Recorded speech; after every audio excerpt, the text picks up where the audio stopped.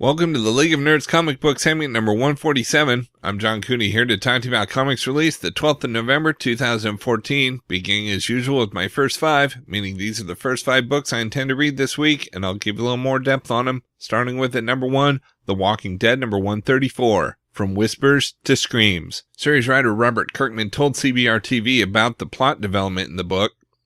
Every now and then the book can appear cyclical, like, oh, there's another bad guy that they're going to have to deal with, or, oh, they're going to have to lose their, sanctuary again and be on the road again, or whatever, and I'll just say it's definitely not that, There's always going to be conflict, there's always going to be a new threat on the horizon, but I feel like over the life of the series, Rick and the core group have always been dealing with things in an evolving way. So even though they may have encountered the same kind of threats here and there, that was by design so that you could see how differently they handle, these threats now that they've, lived through more stuff.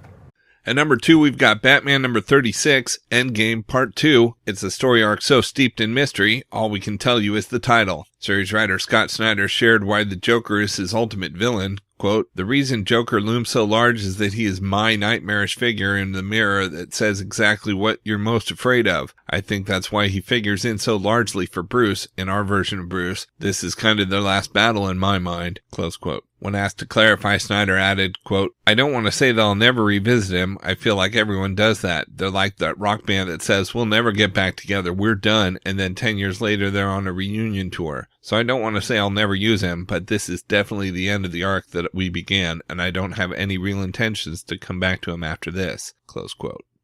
At number 3, we've got Spider-Verse number 1 of 2. Spider-Verse is here. Dive deep into the Spider-Verse event with the most spider-filled anthology ever. Amazing Spider-Man team Dan Slott and Humberto Ramos kick it all off. Scotty Young of Rocket Raccoon and Jake Parker of All New X-Men tell a Magnaverse Spidey story. Robbie Thompson, writer of television Supernatural, and Dennis Madry introduce a steampunk Spider-Woman. Katie Cook of Marvel Animal Variants introduces a new spider character for the ages. When asked how new reader-friendly Spider-Verse will be, series writer Dan Slott responded, quote, very. All you need to know is there's lots of Spider-Man. You'll meet them, and many of them will die just a few pages later, so don't worry. As you're reading these characters and meeting them and think, oh man, I want to know more about Ben Reilly, then you can spin off and pick up Scarlet Spiders. It's all fun until you start crying, close quote. At number 4, we've got Thor number 2. Get ready for a Thor like you've never seen before. Witness the mysterious all-new Thor in action for the very first time. With an army of frost giants invading the Earth, she may be the world's only hope. Series writer Jason Aaron explained his plans for Thor. Quote, I've been writing Thor for 2 years now, for 25 issues. This wasn't me stopping and throwing all of that out and starting over and rethinking how I write Thor stories. This was a continuation of everything that I've been doing, so it feels like I have hopefully a pretty good handle on what it takes to make a decent Thor story. So this is just kind of continuing on with the same formula, just sort of putting a different sort of character at the center of it, close quote. He went on to say, quote, well, I can just say that we tell you that the first tease of new Thor that you saw at the very end of Thor number 1, so in issue 2, we see her in action for the first time. We start to see how she's a little bit different than the previous version. There are things she can do that he couldn't quite do, or her powers are just a little bit different, but her relationship with Mjolnir, the hammer, is a little bit different, close quote. And at number 5, we've got Batman Eternal number 32. The spoiler is on the case to find the truth behind the nightmare at Arkham. Series co-writer Tim Seeley spoke about the popularity of Spoiler. Quote, I think the big part with Spoiler is that she is a character that appears to come from a pretty normal background until she discovers what her history actually is. It's the same thing that makes Harry Potter popular. It's that thing where you secretly discover that your parents are not your real parents, and in this case, they were the villains that you thought they were. That always appeals to people. We've all thought at some point in our lives, I don't think my parents are my real parents, and I wish they were unicorn people that came down from the clouds and made everything wonderful. But seriously, I think that is something that we can all relate to, that idea that my parents are villains. That's why they're grounding me. That's why they're disagreeing with me. That's why mom is driving me crazy. All of that sort of stuff builds into Steph's character. We get a superhero based on a universal ideal like revenge or responsibility like the one you get from Spider-Man or Batman, and it gives you a really great base that everyone can attach to, close quote. Rounding out the top 10 at number 6, we've got Miles Morales Ultimate Spider-Man number 7, who is Katie Bishop. Miles Morales has a girlfriend. Her name is Katie Bishop. Katie has a secret. It's bad news for Spider-Man. At number 7, we've got She-Hulk number 10, The Good Old Days conclusion. She-Hulk and Daredevil battle it out in the court and on the streets, and it finally comes down to this: is Captain America guilty? At number 8, we've got Guardians 3000 number 2. The Guardians and their reluctant cosmic allies find themselves caught in the Death Trap ambush, but who is out for their blood? And with time collapsing, do they stand a hope of surviving? Guest starring Gladiator of the Shi'ar, the original Star-Lord, and an all-new herald of you-know-who. At number 9, we've got Avengers and X-Men Access number 5 of 9. Act 2, Inversion. Steve Rogers enlists Spider-Man and Nova for an impossible fight. The new Sorceress Supreme comes for revenge on Doom. Iron Man versus Daredevil for the fate of an infected San Francisco. The X-Men claim a new home. The Axis of Evil strikes down the heroes of the Marvel Universe. And at number 10, we've got Alex plus Ada number 10. Alex and Ada must find a resolution. For the best of the rest from DC Comics, we've got Batgirl number 36. Batgirl's new life is off to a rousing start when her first day of graduate school is interrupted by twin sister assassins on motorcycles. Next, we've got FBP Federal Bureau of Physics number 15, Wave or Particle, Jerk or Hero. Cicero is about to discover that both are simultaneously possibilities. We've also got Justice League United number 6. The Infinitus Saga continues as the displaced legion of superheroes tries to prevent the destruction of the 31st century by killing Ultra the Multi-Alien. Complicating matters is the fact that Multi is a young innocent in the current time period, forcing the Justice League United to stand in the Legion's way.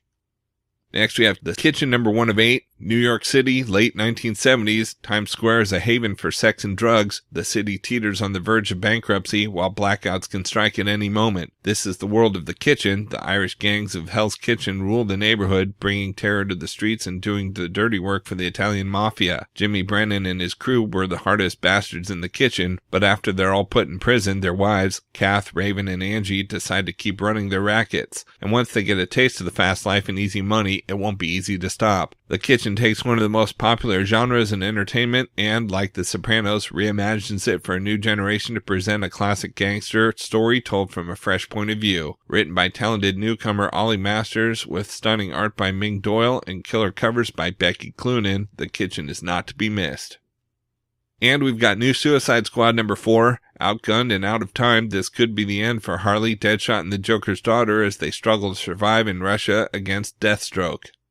From Marvel Comics, we've got all-new Captain America number 1. This is it. The all-new spy-fi, high-flying adventures of Sam Wilson, Captain America, and Nomad begin here. Hydra is growing. The terrorist band have infiltrated the Marvel Universe completely. But what is their ultimate goal? United by Hydra, Cap's Rogues Gallery gathers to take down the new untested Captain America and Nomad.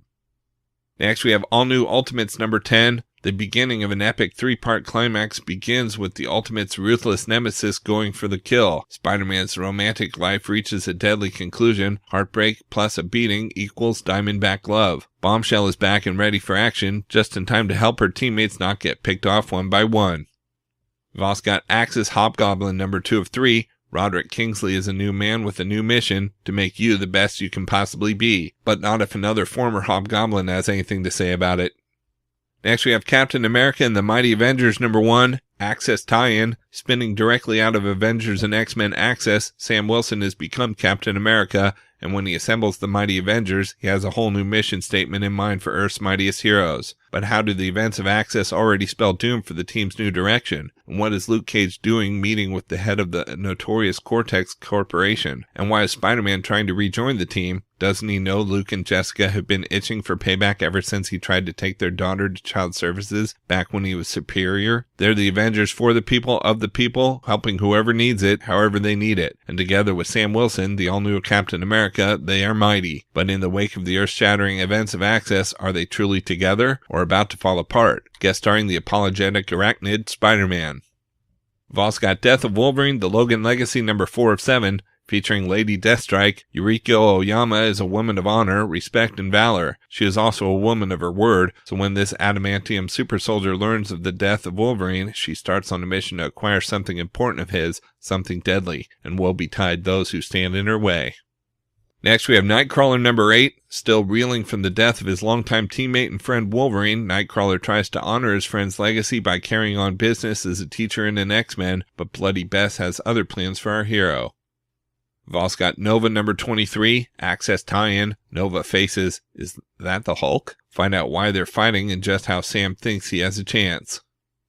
Next we have Silver Surfer number 7, We Are Sailors on an Endless Sea of Night. The Surfer and Dawn travel further into the Marvel U than any being has ever gone, only to find an empty starless void, and one other thing, a lone lighthouse floating in infinity. What is its secret, and what else is out there in the darkness? Also in this issue, surprise characters from long ago are officially brought into Marvel continuity. You won't believe it till you see it. And we've got Superior Iron Man number 1, Be Superior. How much would you pay for perfection, beauty, immortality? Tony Stark knows, and he's ready to give it to you in Superior Iron Man number 1, but at a terrible price. Spinning out of Avengers and X-Men Access, the old Tony Stark is back, only this time he's superior. More stylish, more confident, and more cunning than ever before, and he's ready to lead you into the future. San Francisco is about to become the prototype for his new world concept. The first step, release extremists upon the entire city. Only Daredevil isn't down with Stark's new vision of the future. Does the man without fear have a place in the city of tomorrow? A bold new direction for the Armored Avenger begins this November from the all-new creative team of Tom Taylor of Injustice Gods Among Us and Yildiray Cinar of Supergirl. Be superior. From Dynamite Entertainment, we've got Django Zorro number 1 of 6, featuring a story by Oscar award-winning writer-director and Django creator Quentin Tarantino and award-winning writer-artist-creator Matt Wagner. The official sequel to Django Unchained is the first ever comic book sequel ever done of a Tarantino film. Set several years after the events of Django Unchained, Django Zorro number 1 finds Django again pursued by evil that men do in his role as a bounty hunter. Since there's a warrant on his head back east, he's mainly been plying his trade in the western states. After safely settling his wife Broomhilda near Chicago, he's again taken to the road, sending her funds whenever he completes a job. It's by sheer chance that he encounters the aged and sophisticated Diego de la Vega, the famed Zorro, and soon finds himself fascinated by this unusual character, the first wealthy white man he's ever met who seems totally unconcerned with the color of Django's skin and who can hold his own in a fight. He hires on as Diego's bodyguard for one adventure and is soon drawn into a fight to free the local indigenous people from a brutal servitude, discovering that slavery isn't exclusive to black folks. In the course of this adventure, he learns much from the older man, much like King Schultz, and on several occasions even dons the mask and the whip of the fox. From Image Comics, we've got The Fade Out number 3, Brubaker and Phillips' new crime noir masterpiece that's just getting started. Remember, every month The Fade Out has exclusive back page articles that are only available in the single issues. From Valiant Entertainment, we've got Unity number 12, all new arc, Who Are the United? A new day has dawned for the elite assemblage of heroes called Unity, and in the wake of the Armor Hunters' invasion, the time has come to grow their ranks. Who will be the next fearless hero to join the roster of the world's most elite super team? And just what is the international strike force called the United, and why have they marked Unity's own Exo Manowar, Ninjak, Livewire, and Eternal Warrior for elimination? Red Hot creators Matt Kint and Kafu detonate the planet's first super team versus super team war right here with a bold new beginning for Unity. Out in trades, we've got Invincible Volume 20 Friends trade paperback, a new beginning for Invincible as things take a turn down a dark path. Everything changes as Invincible is betrayed by one of his own. You won't want to miss this volume. Collecting Invincible number 109 to 114. And we've got Dream State, The Collected Dreaming Covers hardcover. The Collected Dreaming Covers presents Dave McKean's astounding cover art from the Sandman's Companion series, The Dreaming, plus Sandman Overture, The Sandman Companion, and more, along with a brand new story written by Neil Gaiman that features an appearance by the Sandman. Okay, so that's just a few of my favorite books out this week. There's still plenty of others available, and I broke out all the Marvel titles this week in their own video, as well as a separate video for all of DC, and even a video with the top independent publishers, and you can find them all on my YouTube channel at he'sgotissues.com. And we'll also have links up on the leagueofnerds.com, our Facebook page, so be sure to like us there too. Of course, you can follow everything I'm reading on Facebook, Pinterest, Tumblr, or Twitter. You can find links to everything in the About section at he'sgotissues.com. And a reminder that both He's Got Issues and the League of Nerds are proud members of the Comics Podcast Network. So until next week, I'm John Cooney, and I've got issues.